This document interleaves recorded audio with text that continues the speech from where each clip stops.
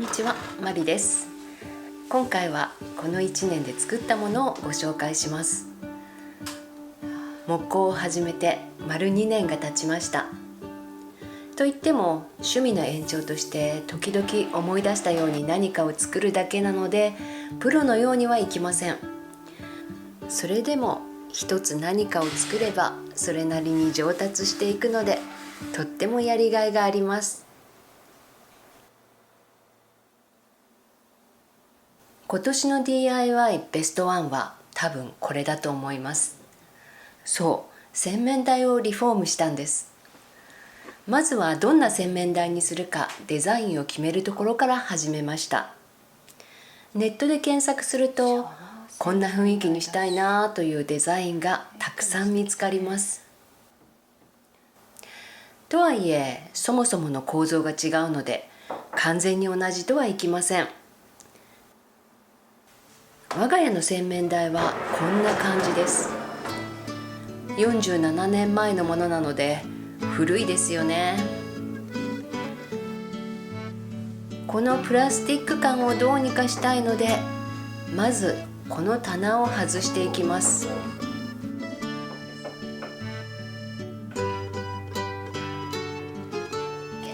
裏には47年分のホコリが詰まってました。棚で窓が塞がれてたのは本当にもったいなかったです。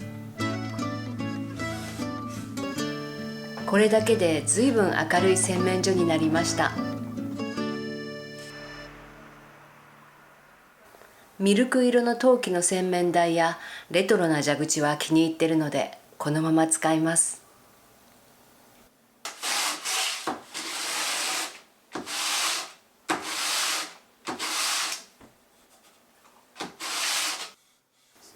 古くても木は磨くときれいになるので、やっぱり天然素材はいいですね。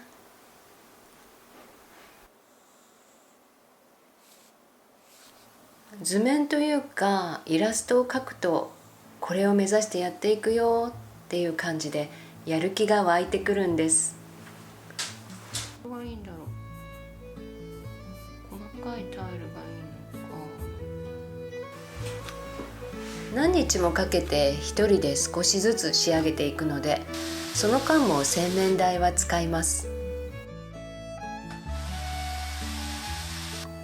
鏡がないと不便なので、最初に鏡を取り付けました。これだけで本当に嬉しいという気持ちになれましたよ。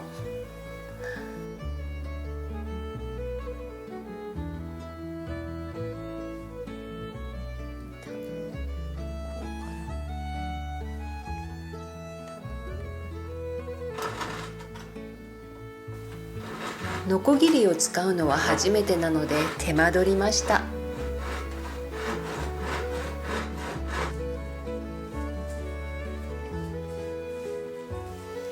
自分で作ってみると、物がどんな風にできているのかがわかります。そうすると小さな補修ぐらいは簡単にできるようになるし、もっと上達すれば本当に欲しいと思うものが作れるようになります。それって自分の自由になることが広がっていくなって、そんな感覚なんです。もちろん物を作ること自体が楽しくて、あと出来上がった時の達成感もすごく大きいんですよ。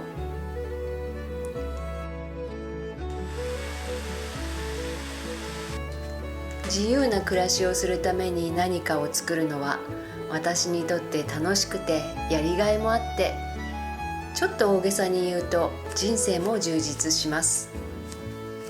悪いことは一つもないんです。本当にいいことずくめです。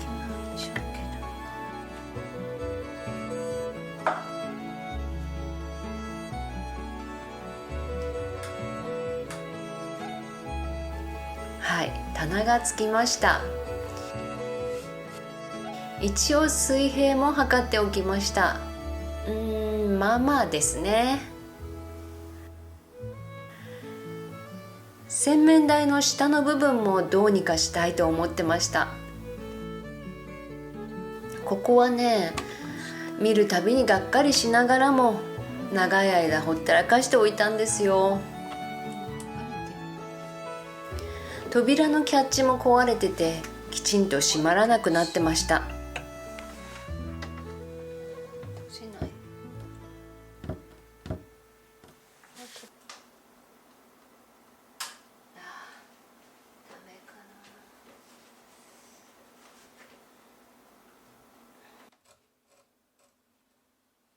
ほら、すごい錆びてる。これにはびっくりしました。ビスが錆びてて外そうとするとポロッと折れちゃったんです。47年という長い間ビスも頑張ってくれてたんですね。本当はこうなる前に取り替えた方が良かったですね。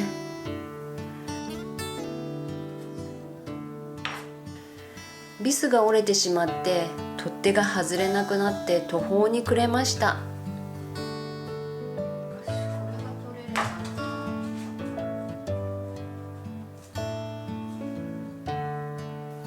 最後は力ずくで外しましたよ。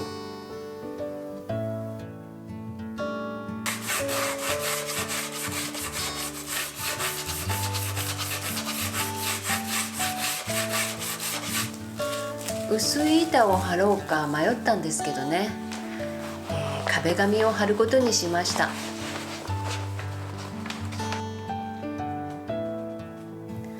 こういうのも初めてでやり方も自己流です。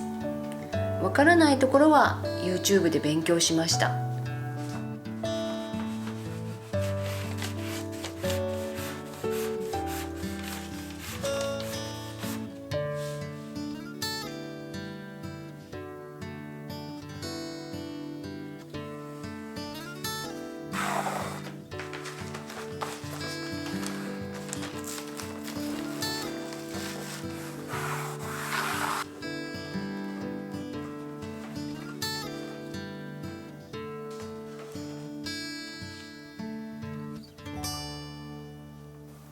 角の処理の仕方も壁紙メーカーさんが詳しく動画にしてくださってたのですごく助かりました。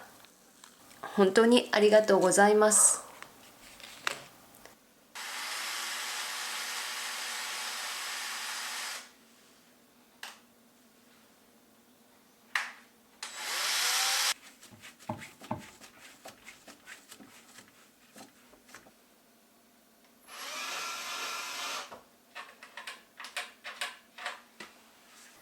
はい、こんな感じに出来上がりました。でもね、これで終わりじゃないんです。古い棚のビスの穴が気になりますよね。ここは遊び心でタイルで隠すことにしてシミュレーションしてます。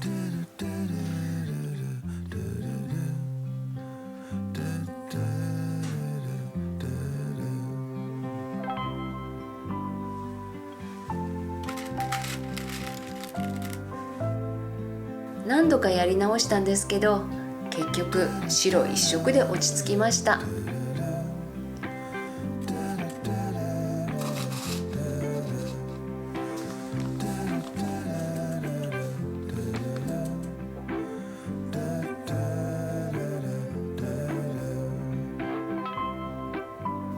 これで終わりにしようと思ったんですけどね、最後に一つ気になるところがあって簡単な工作をします。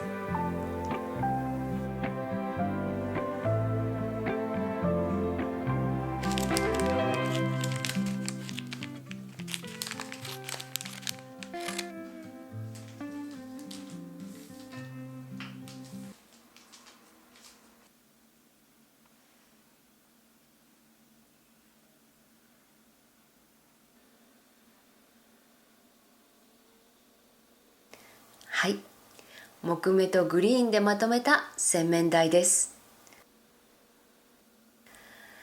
明るくて落ち着いた雰囲気で毎朝ここに立つのが楽しみになりました。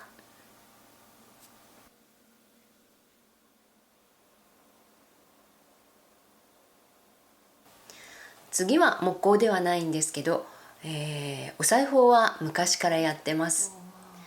以前作った小鳥の鍋つかみなんですけど、つかむ部分が浅くて少し不便なんですよね。なのでつかみやすいように改良して作ってみることにしました。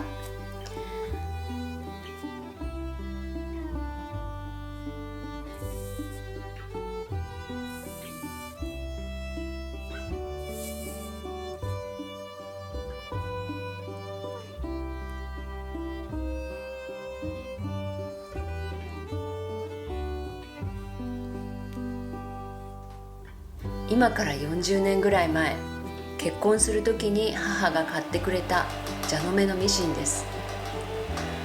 故障もなくずっと使い続けてます。40年も使ってると、今はもうなくてはならない相棒という感じですね。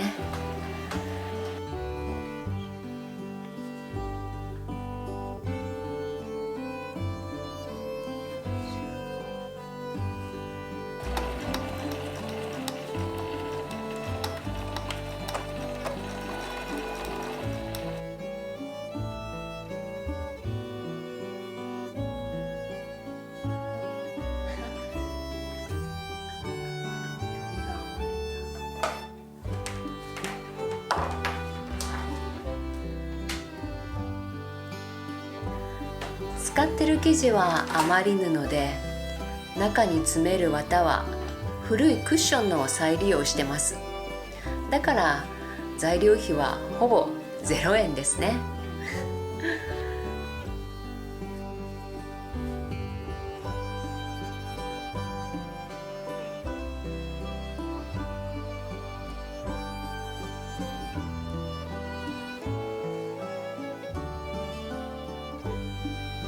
可愛くて使いやすい鍋つかみになりました。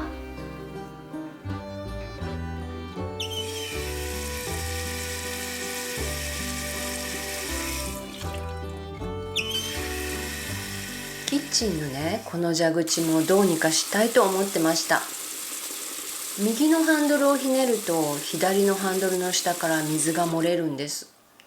どうなってるんでしょうね。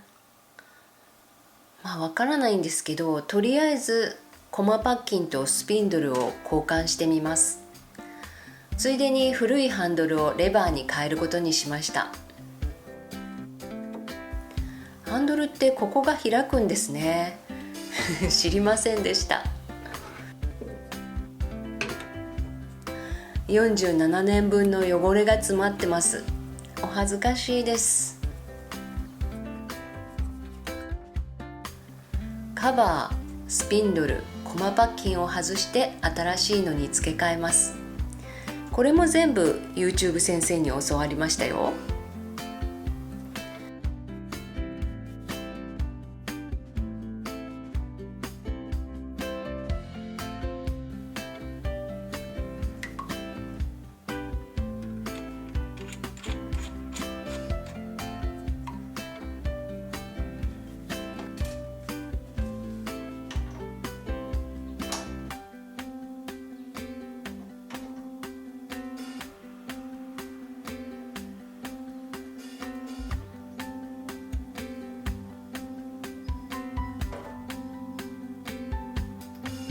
新しいのと比べると恐ろしく古ぼけてますよね。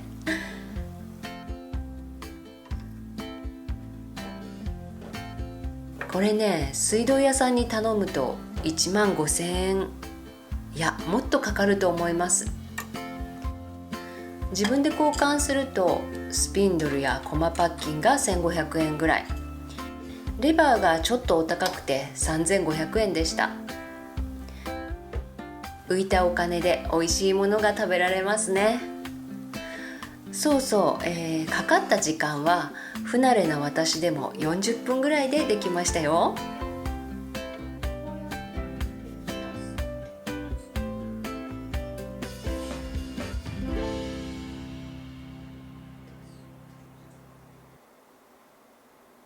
ちょっとしたことですが、スツールの丸い座面とクッションの大きさが合ってないのが気になってました。座りづらいとかそういうことはないんですけどね。でもサイズが合ってる方が気持ちがすっきりします。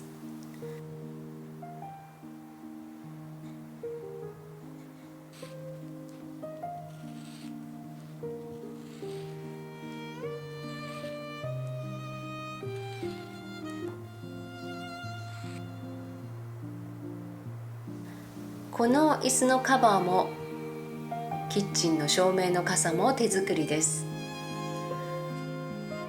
今回も余ってる生地を使うので材料費は0円。照明の傘と同じ生地を使えば部屋に統一感が生まれます。それもまた手作りの良さですね。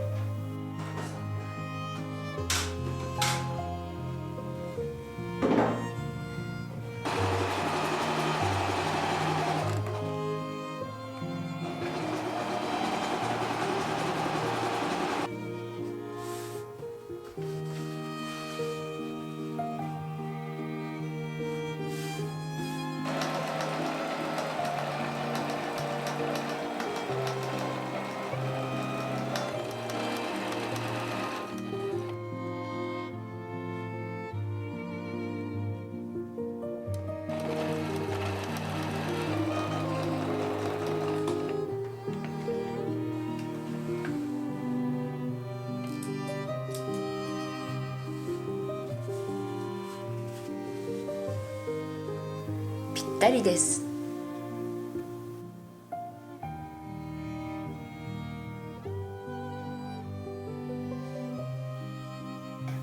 この1年での DIY で2番目に大きなものはキッチンのテーブルの下に収まる棚作りでした。板はホームセンターで買って希望のサイズにカットしてもらってます。棚に入れたいものが決まってるのでそれに合わせて図を描きました。物がきちんと収まるように棚板の幅や高さを調節してます。直角に板をつなぐためのクランプは買ってよかったものの一つです。これがあるだけで木工が10倍ぐらい楽になりました。 DIY を始めた頃は物を増やしたくなかったからできるだけ道具は買わないようにしてたんですけどね、いろんなものを作るにつれて道具の大切さに気づくようになりました。まあそれは台所の道具と一緒ですね。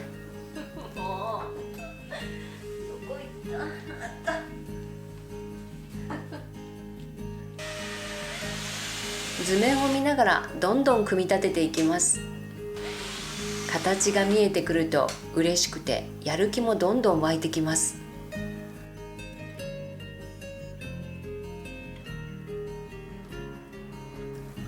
調子よく進んでると思ったらトラブル発生です。キャスターを取り付けるための木片が割れてしまいました。いいアイディアだと思ったんですけどね、自己流なので失敗もたくさんあります。どうしましょうか。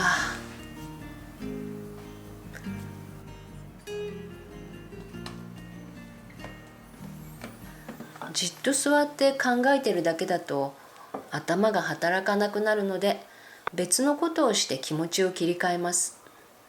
料理とか散歩がいい気分転換になりますよ。この時はクリスマスが近かったのでシュトーレンを作りました。難しいことは考えずに単純な作業を繰り返すのが気分転換にいいみたいです。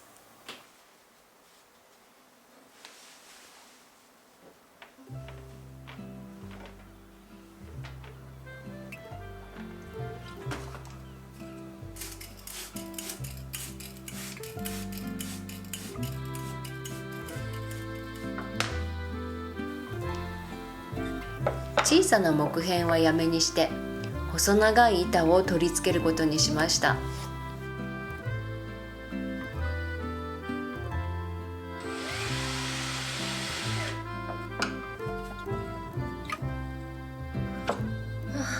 できた。無事にキャスターがついてほっとしました。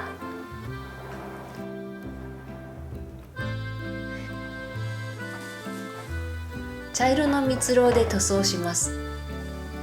このテーブルにも洗面所の棚にも同じ蜜蝋を使ってます。これもね、やっぱり同じ塗料を使うことでインテリアに統一感が生まれます。古いお家にはピカピカのものよりこのぐらい渋い家具の方がしっくりくると思うんですけど、どうでしょう。